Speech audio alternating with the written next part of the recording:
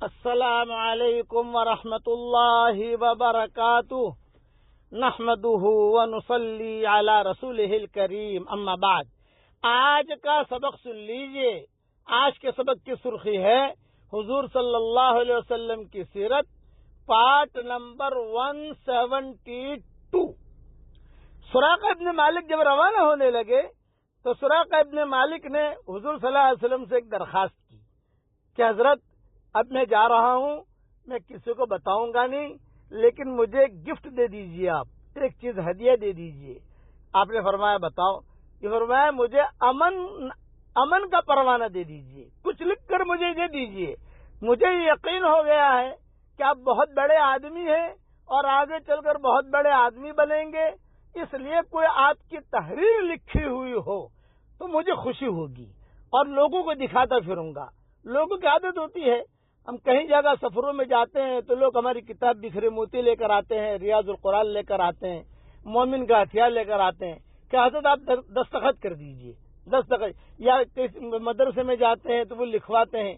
یہ لوگوں کی عادت ہے تاکہ لوگوں کو پتہ چلے کہ فلاں صاحب کے دستخط ہے، فلاں صاحب نے یہ چیز لکھ کر دی ہے۔ تو سراقہ ابن مالک نے بھی یہی درخواست کی تو حضور صلی اللہ علیہ وسلم نے فرمایا ہاں ضرور ضرور۔ این عامر ابن فہیرہ، عامر ابن فہیرہ ساتھی تھے، ارے عامر، اور فوراً کہا کہ ایک چمڑا لاؤ، اور چمڑے کے ٹکڑے پر معافی کی سند لکھ کر سراقہ ابن مالک کو عطا کی حضور صلی اللہ علیہ وسلم نے کہ میں نے اسے معاف کر دیا ہے، بعد میں کوئی بھی جو ہے اس سے بدلہ نہ لے، بعد میں ہو سکتا ہے کہ بدلہ لے، کہ قصہ معروف ہو گیا تھا لوگوں کے سامنے۔ تو حضور صلی اللہ علیہ وسلم نے معافی نامہ بھی لکھ دیا ایک چمڑے کے ٹکڑے پر، اور لکھنے والے عامر ابن فہیرہ تھے۔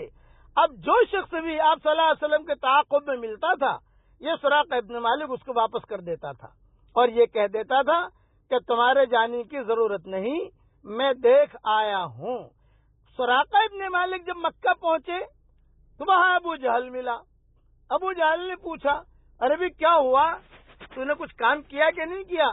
تو سراقہ ابن مالک نے ابو جہل سے کہا، اے ابو جہل، اللہ کی قسم، اگر تو اس وقت حاضر ہوتا کہ جب میرے گھوڑے کے قدم زمین میں دھس رہے تھے تو یقین کرتا اور ذرہ برابر تجھ کو شک نہ رہتا کہ محمد صلی اللہ علیہ وسلم اللہ کے نبی ہیں، دلائل اور براہین کے ساتھ مبعوث ہوئے ہیں، کون ان کا مقابلہ کر سکتا ہے؟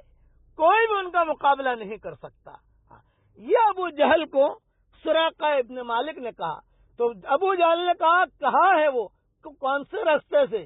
تو سراقہ نے کہا وہ تو پہنچ بھی گئے مدینہ منورہ، تو کہاں ڈھونڈ رہا ہے ان کو؟ جب آپ صلی اللہ علیہ وسلم مدینہ منورہ کے قریب پہنچے تو حضرت زبیر رضی اللہ تعالی عنہ کاروان تجارت کے ساتھ شام سے واپس ہوتے ہوئے آپ کو ملے۔ حضرت زبیر نے آپ کے لیے اور حضرت ابوبکر کے لیے سفید کرتا پیش کیا۔ یہ روایت بخاری شریف کی ہے۔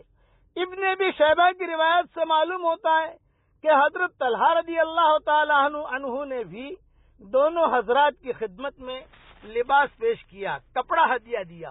اس سے علماء نے لکھا ہے کہ بزرگوں کو اگر کوئی چیز دینی ہو تو سفید کپڑا دینا چاہیے، کہ ان دونوں بزرگوں نے دونوں بزرگوں کو، اب حضرت زبیر اور حضرت طلحہ، ان دونوں نے ابوبکر کو اور حضور صلی اللہ علیہ وسلم کو سفید کپڑا پیش کیا۔ یہ شام سے واپس آ رہے تھے۔ اچھا، اب آگے بڑھے تو آگے بڑھ کر ایک قصہ اور ہوا جو سراقہ ابن مالک سے بھی زیادہ خطرناک قصہ تھا۔ وہ قصہ ہوا بریدہ اسلمی کا۔ ابھی قبا میں داخل نہیں ہوئے ہیں۔ قبیل قبا کا جملہ آتا ہے، قبیل قبا۔ قبیل قبا کا مطلب یہ ہوتا ہے قبا سے تھوڑی دیر پہلے۔ جب وہاں پہنچے تو وہاں بریدہ اسلمی یہ 70 آدمیوں کو لے کر حضور صلی اللہ علیہ وسلم کے قتل کے لیے آ گئے۔ یہ بہت بڑے ڈاکو شمار ہوتے تھے، اور 70 نے اپنی تلواروں کے ساتھ حضور صلی اللہ علیہ وسلم کا، ابو بکر کا، عامر ابن فہیرہ کا، عبداللہ ابن عریقط کا، آپ نے ان لوگوں نے جو گھیرا کر لیا، اور بریدہ اسلمی خود حضور صلی اللہ علیہ وسلم کے سامنے تلوار لے کر کھڑے ہو گئے۔ آپ نے فرمایا بھئی کیوں آئے ہو تم؟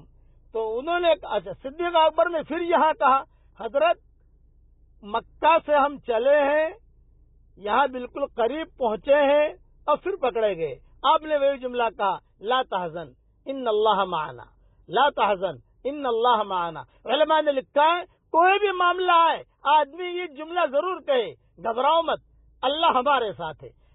مائی کا جملہ مت کہنا، معنا، گھر میں کوئی معاملہ آیا آپ اتنا کہہ دو لا تحزن ان اللہ معنا، لا تحزن ان اللہ معنا۔ ہاں، یہ جملے کا ایک اثر ہے، قرآن شریف کی آیت بھی ہے اور اس جملے کا اثر بھی ہے۔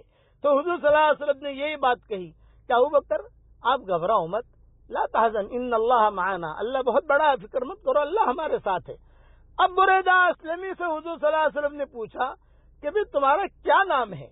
تو بریدہ نے غصے میں کہا بریدہ، چونکہ تلوار لے کر آئے تھے، حضور صلی اللہ علیہ وسلم کو قتل کرنے کے لیے آئے تھے، تو آپ نے فرمایا ابو بکر کی طرف متوجہ ہوئے، فرمایا کہ یا ابا بکر لا تخف ولا تحزن قد برد لنا امرنا، ابو بکر ٹینشن نہ لو، ہمارا معاملہ ٹھنڈا ہو گیا۔ پھر پوچھا حضور صلی اللہ علیہ وسلم نے دوسرا سوال کیا، بقیہ تفصیل کل پوری کروں گا انشاءاللہ۔